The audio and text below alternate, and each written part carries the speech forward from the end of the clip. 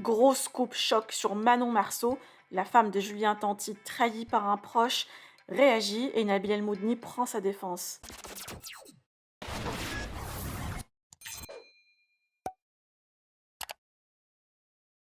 Manon Marceau a été contactée par le blogueur Nabil El Moudni qui a appris un gros scoop bien choc sur elle par une de ses proches. La maman de Thiago et Angelina, très déçue, se sent trahie, a poussé un coup de gueule et remercie le blogueur de ne rien avoir dévoilé. Nabil a pris la parole juste après pour dénoncer ce scoop et estime que c'est trop personnel. On n'en saura pas plus sur ce scoop, mais le blogueur est aussi choqué par ce milieu et du fait qu'on ne peut plus faire confiance, même dans son propre entourage. Je vous laisse avec les stories de Manon et Nabil. Que pensez-vous de cette histoire? Partagez avec moi vos avis en commentaire.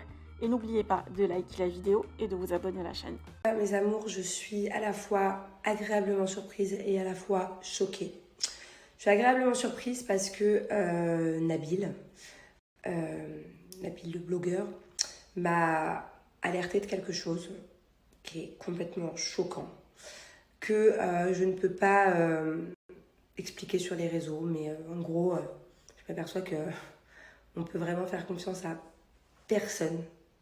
C'est un truc de fou. Plus les années passent et plus ma confiance envers même mes proches laisse à désirer, puisqu'au final, je m'aperçois que même des gens que t'aimes à la folie essayent quand même de te nuire dans ta vie.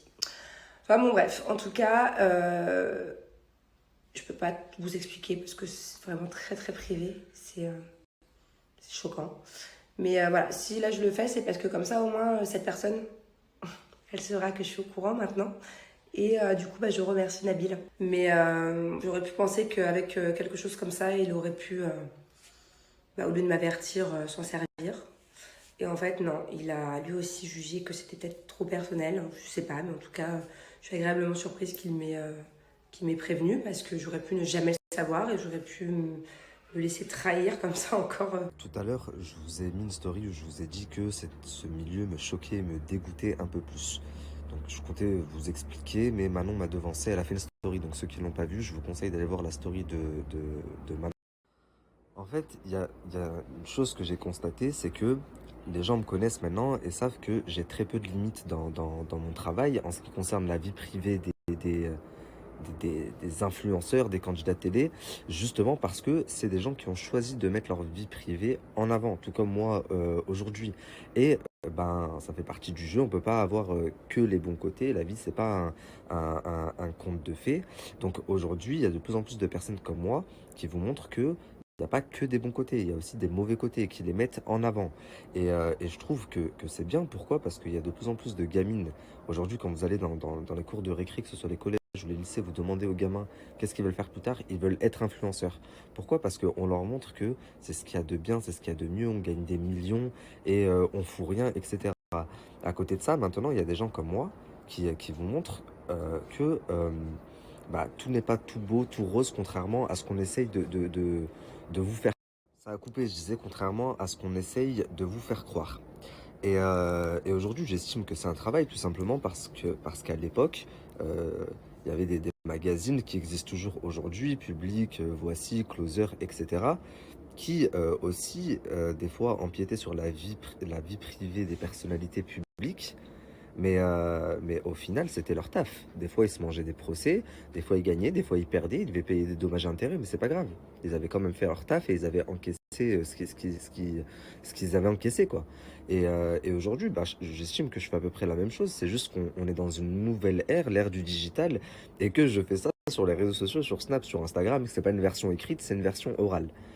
Donc, les gens m'ont connu comme ça et ils se disent, ce gars, il a pas beaucoup de limites. Et aujourd'hui, j'ai été contacté par une personne qui est très très proche de Manon et elle s'est présentée comme ça en tout cas et Manon l'a confirmé. Et donc elle a commencé à parler, à se confier sur des choses qui vont bien au-delà du buzz. Et si moi, Nabil El Moudni, je vous dis ça, je vous laisse même pas imaginer sur quoi cette personne a voulu m'emmener. Euh, Comme je l'ai dit juste avant, j'ai pas beaucoup de limites dans mon boulot. Donc si là, ça a été ma limite, je vous laisse imaginer limite dans mon boulot. Donc si là, ça a été ma limite, je vous laisse imaginer. Alors les amis, si demain vous avez un litige avec un influenceur, ou vous êtes fait arnaquer par un influenceur, une influenceuse vous a volé votre mari alors qu'elle est censée être en couple, euh, un couple de télé qui se montre comme étant le meilleur des couples au monde pour influencer la jeunesse et qui en fait est un couple malsain qui se drogue, où il y a des violences conjugales, etc. Ah moi j'ai pas de limite, je dénonce, je suis le premier, je l'ai fait, je l'ai refait et je le referai. Mais il y a certaines choses, la famille, et vous êtes des grands malades. Et vous savez ce qui me fait peur, et ce qui nous a fait cogiter à moi et ma femme une bonne partie de l'après-midi, c'est que je me dis, mais en fait, quand tu deviens connu, quand tu commences à faire de l'argent et tout, tu veux même plus avoir confiance en tes proches, en tes amis, en ta famille, limite en tes frères et sœurs, tu dois faire attention.